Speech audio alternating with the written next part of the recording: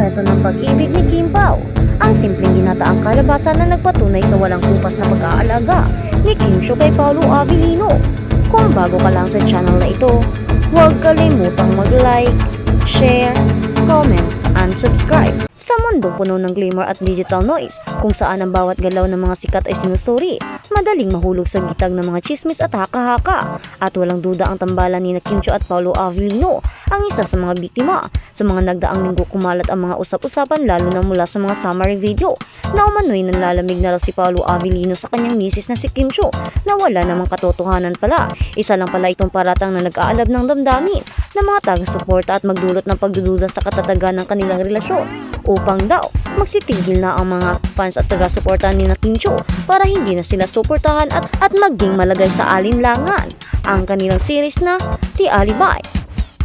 Ngunit tulad ng isang magandang teleserye ang dumating at plot twist, isang simpleng video ng pag-ibig at pag-aalaga ang biglang lumabas na nagpatahimik sa lahat ng kritiko at nagpatunay na ang tunay na pagmamahalan ay makikita sa maliit ngunit makabuluhang mga detalye. Ang katotohanan sa kusena, isang ulam libo-libong patunay.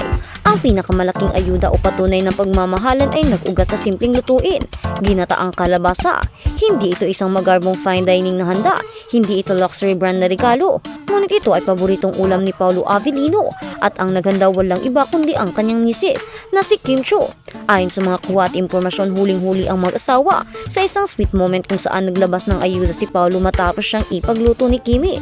Ang eksenang ito ay lumabas mismo sa backstage o sa taping nagpapakita ng isang daily routine na tanging ang mag-asawa lamang ang nakakaalam.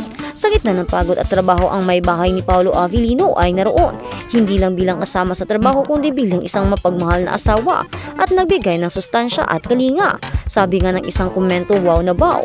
Huling-huli ang mag-asawa. Ito ang klase ng pagmamahal na hindi scripted, hindi pinilit at hindi acting. Ito ay dalisay na nagpapakita ng pag-aasikaso na nagmumula sa puso. Ang ginataang kalabasa ay naging simbolo ng dedikasyon at pagmamahal, isang simpleng ulam na may malalim na kahulugan. Ayon nga nila, ipinagluto daw ni Kim Chiu si Paolo Avellino sa isang baonan o sa isang lagayan. Andoon daw yung ulam na ibinigay ni Kim Chiu para sa kanilang tanghalian at doon nila nakita. Ang ulam ay walang iba kundi kinataang kalabasa at ayun pa nga sa mga source, si Kim Chiu daw mismo ang nagluto nito at proud na proud pa nga daw si Paolo Avellino na ipangalandakan at ipakita ito sa mga directors at crew. Higit pa sa luto ang walang kupas na pagmamahal at pag-aalaga. Kung akala ninyo nagtatapos lang sa pagluluto ng pag-aalaga ang ni Kimi, nagkakamali kayo. Ang transcript ng video ay naghayag ng mas marami pang detalye tungkol sa sweetness nila. Bukod sa paghahanda ng masarap na ulam, inilarawan si Kim Chiu bilang isang babae na sobrang napamahal at na-fall na rin si Mr. kay Mrs. dahil sa grabe kong mag-alaga si Kimi. Sino bang lalaki ang hindi mahihirapan makahanap ng ganitong babae?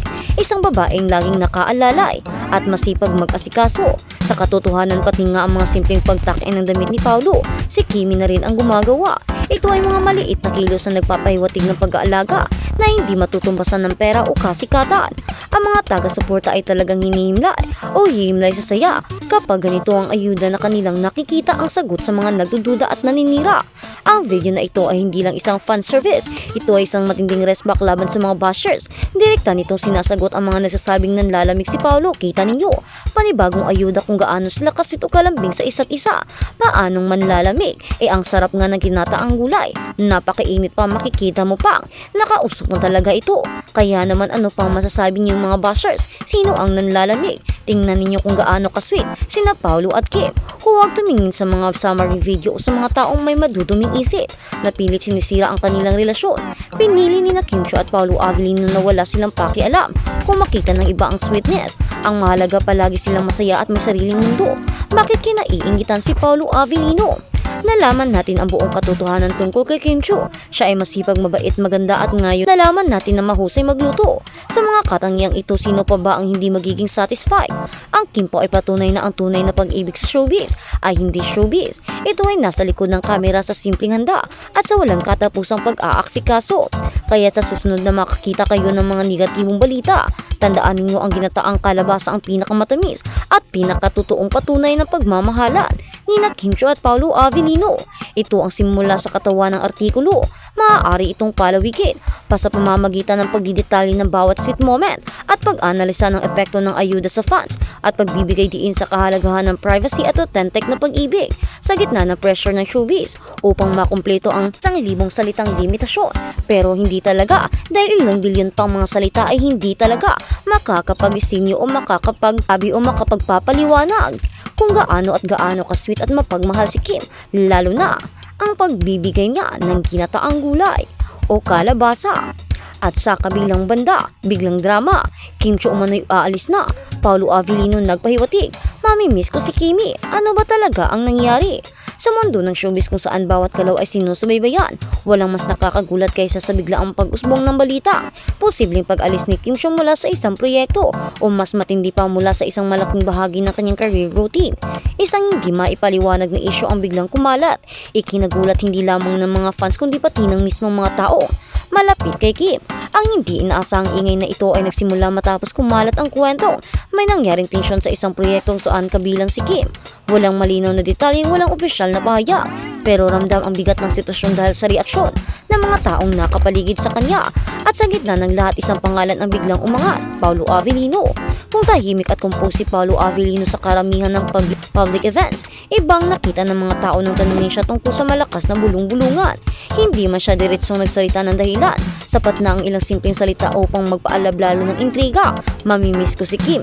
Mahinahon niyang bungad pero may lalim at bigat sa tono. Mamimiss daw niya si Kimi. Walang dagdag na paliwanag, walang depensa. Wala ring pagkontra sa mga chismis na posibleng umalis si Kim. Ang ganitong klaseng sagot mula kay Paolo ay hindi nakasanayan ng fans. Usually ay reserve, maingat at hindi nagbibigay ng clue sa personal na emosyon. Kaya naman ang tanong ngayon, bakit ganito na lang ang epekto kay Paolo? May alam ba siya na hindi pa ibinabahagi sa publiko? O baka naman may personal na dahilan kung bakit mas ramdam niya ang posibilidad ng pag-alis ni Kim? Iba-iba ang lumulutang na haka-haka. Una, may nagsasabing may nangyaring internal issue na hindi nagustuhan ni Kim. Hindi daw ito simpleng tampuhan o creative disagreement. Mas malalim, mas personal at tila biglang umusbong o bigla ang umusbong. Pangalawa, may mga nagsasabing may taong nagtutulak sa kanya upang magdesisyon ng hindi niya mismo kagustuhan. Parang may pressure, may porsa at may intensyon na hindi malinaw ang motibo. Pangatlo, may mga nagsasabing nagkataon lang ang lahat, coincidence, timing at miscommunication. Ngunit coincidence nga, bakit ganito kabigat ang reaksyon ng mga tao at bakit ganito kalayo ang inabot ng chismis? Isa sa mga nakakuha ng pansin ay ang sudden shift ng mood sa team na nakapaligid kay Kim. Ayon sa isang source na ayuda na magpapakilala, nagulat talaga kami, walang nagsabing may issue. Bigla na lang may tensyon sa paligid. Kapag biglaan ang tensyon, ibig sabihin may totoong ugat. Kung mayroong kilala sa pagiging transparent sa emosyon si Kim Chiu, iyon. Pero nito mga nakaraang araw, kapansin-pansin ang kanyang pagiging unusually quiet. Wala siyang denials, wala ring confirmation, walang cryptic post, walang patama at dito nagsimulang magtaka ang mga tao. Kapag tahimik si Kim, may mabigat. Sa isang event kung saan nakita siya ng fans, may mga nakapansin sa kanyang pag-iwas sa ilang tanong. Hindi siya mukhang galit pero hindi rin mukhang relax. At kahit sa mga candid moments niya, ramdam ang kaunting pagod at pag-aalala.